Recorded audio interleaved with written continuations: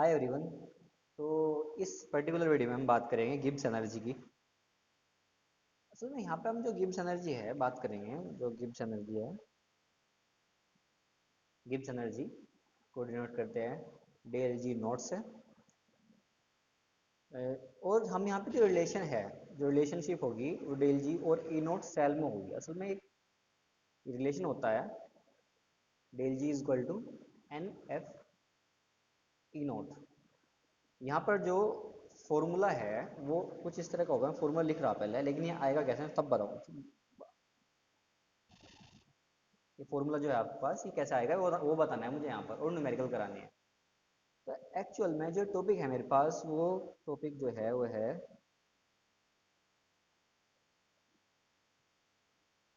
Relationship between del G naught and E naught cell. Del G naught and E naught cell. Okay, चलिए देखते हैं। देखिए, जब कोई सेल रिएक्शन होती है तो इलेक्ट्रिकल एनर्जी प्रोड्यूस होती है। जब कोई सेल रिएक्शन होगी तो इलेक्ट्रिकल एनर्जी प्रोड्यूस होगी, इलेक्ट्रिकल वर्क डन होगा। अब इलेक्ट्रिकल वर्क डन से क्या होगा, जो सिस्टम, या सिस्टम मतलब सेल, जो सेल है, सेल की फ्री एनर्जी डिक्रीज होगी। दोबारा सुनिए, एक सेल रिएक्शन होगी, सेल रिएक्शन क्या होगा, इलेक्ट्रिकल एनर्जी प्रोड्यूस होगी, इलेक्ट्रिकल वर्क होगा। इलेक्ट्रिकल एनर्जी प्रोड्यूस होगी, इलेक्ट्रिकल वर्क तो हो गई। इलेक्ट्रिकल वर्क होने से क्या होगा, जो सिस्टम, या फिर कहूँ यहाँ पे सेल है मेरे पास सिस्टम, सेल की फ्री एनर्जी कम हो जाएगी। ठीक है, कैसे देखिए, इलेक्ट्रिकल वर्क डन से क्या होगा, decrease in free energy, decrease in free energy, क्या होगा, decrease in free energy. Okay, अब ये डिक्रीज इन फ्री एनर्जी है, हम इलेक्ट्रिकल वर्क डन की बात करते हैं।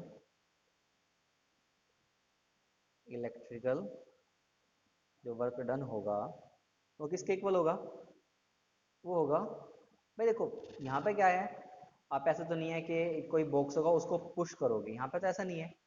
यहाँ पे क्या फ्लो रहे, सेल, हम सेल की बात कर रहे हैं। जो हमारे पास सिस्टम है वो सेल है, हम यहाँ पे इसको बॉक्स को पुश नहीं कर रहे। ठीक है, जो वर्क है, अगर बॉक्स को पुश करते हैं तो जो वर्क है मेरे पास क्या होगा, एफ इंटू डी, जो फोर्स लगेगा, और जहाँ तक उसको पुश करेंगे जितनी डिस्टेंस तक। यहाँ पे तो ऐसा नहीं है, यहाँ पे क्या होगा, quantity of electricity flow, quantity of electricity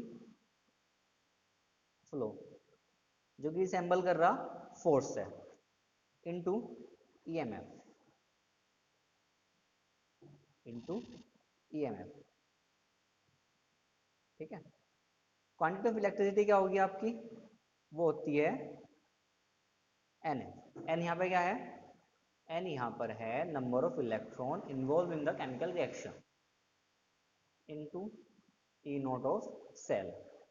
जो इलेक्ट्रिकल वर्क डन है आपका, वो किसके इक्वल है, वो किसके इक्वल है, वो है electrical work done decreasing free energy के। और डिक्रीजिंग फ्री एनर्जी क्या होती है आपकी, माइनस का del G naught is equal to N F E naught, या फिर del G is equal to minus के एन एफ ई नोट।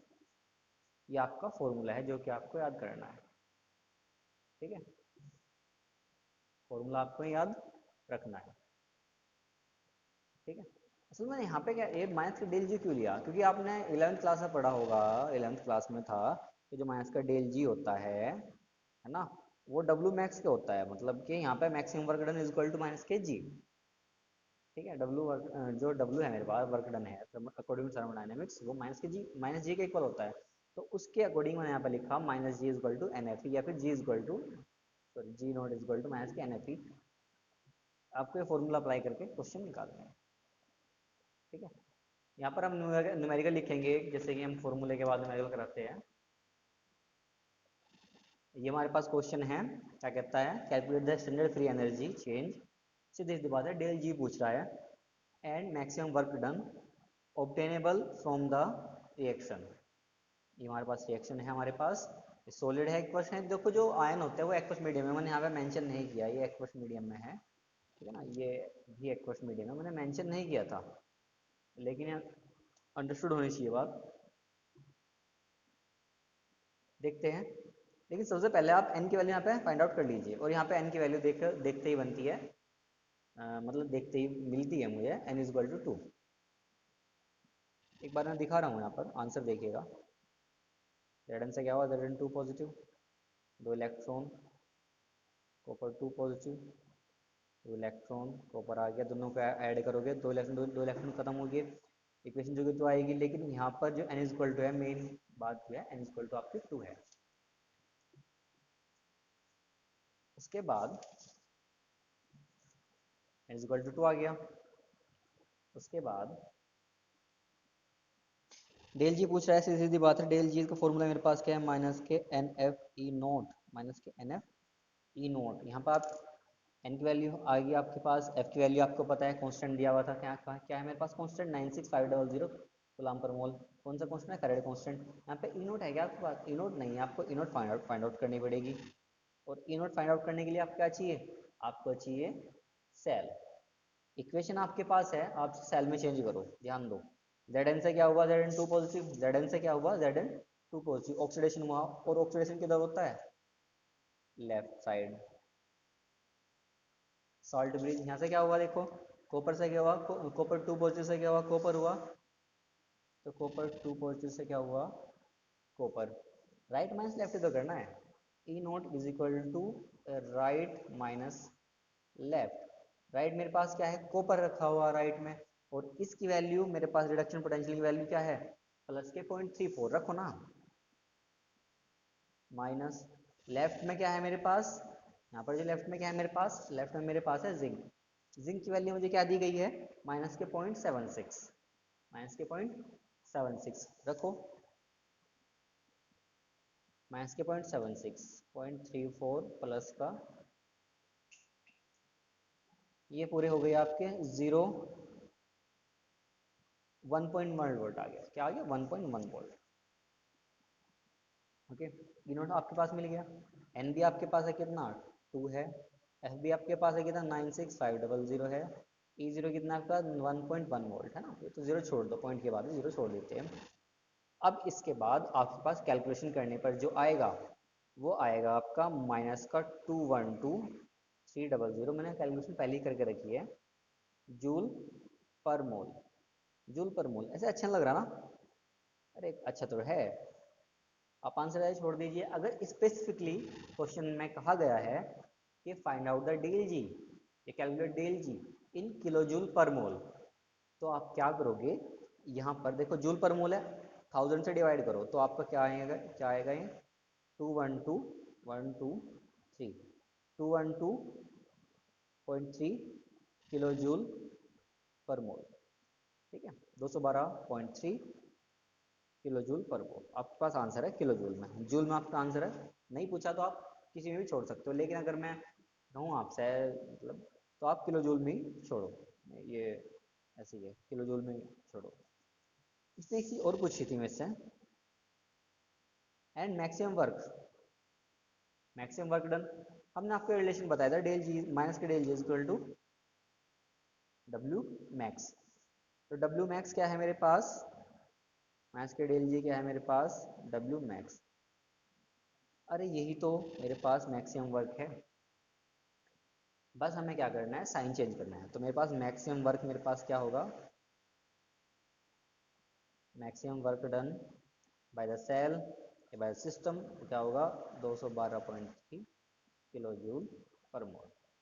ये आपका आंसर आ गया। ओके, एक आपका फॉर्मूला और भी है मेरे, दोनों काम हो जाएंगे यहाँ पर। इक्विलिब्रियम कांस्टेंट का सपोज करो, आप क्वेश्चन आपसे कह दे कि also calculate the equilibrium constant for the reaction. अब जो इक्विलिब्रियम कांस्टेंट के मेरे पास मतलब फॉर्मूला है, वो है मेरे पास डेल जी, नोट कर लीजिएगा इसको, del G naught is equal to -2.303 R T log K c. Equilibrium constant की वैल्यू यहाँ पर ही आ गई है ना, इक्विलिब्रियम कांस्टेंट की यहाँ पे वैल्यू आ गई है। अब आपको करना ये है, यहाँ पर डेल जी की वैल्यू रखनी है। कितनी आई मेरे पास डेल जी की वैल्यू? मैं देखो यहाँ पे जो डेल जी की वैल्यू है मैं जूल पर मोल में रखूंगा। माइनस का 3003 माइनस का 2303 आर टी लोग के। यहाँ पर देखिए आर टी वगैरह ये लोग भी रखनी है वैल्यू यहाँ पर। माइनस का 2303, आर की वैल्यू रखनी है यहाँ पर 8.314, टी की वैल्यू रखनी है 298। पिछली वीडियो में डिस्कस कर चुके, 98 ही रखेंगे हम। लोग के इक्विलिब्रियम कांस्टेंट है, देखिए क्या है यहाँ पे इक्विलिब्रियम कांस्टेंट है। क्वेश्चन में पूछा नहीं गया था, लेकिन अगर पूछ सकता है तो आप कर दीजिए इक्विलिब्रियम कांस्टेंट। देखिए कैलकुलेशन करनी है आपको। कैलकुलेशन करने के बाद जो आएगा आपका log k is equal to 37.2074। ये देखिए क्वेश्चन सोल्व करके रखा है मैंने पहले ही, मैं ऐसे ही नहीं कर रहा कि क्वेश्चन ये पहले सोल्व किया हुआ है, मैं आपको बस बता रहा हूँ कि कैलकुलेशन भी मैंने यहाँ पर नहीं करी, कैलकुलेशन भी हो रखी है। तो मेरे पास जो k है एंटी लॉग 37.2074 और एंटी लॉग 37.2074 की जो वैल्यू है वो होगी आपकी 1.6 इंटू 10 की पावर 37। ये आपका आंसर है। आप एंटी लॉग की वैल्यू एंटी लॉग टेबल से आपकी बुक के पीछे होती है, वहाँ पर देख लीजिएगा।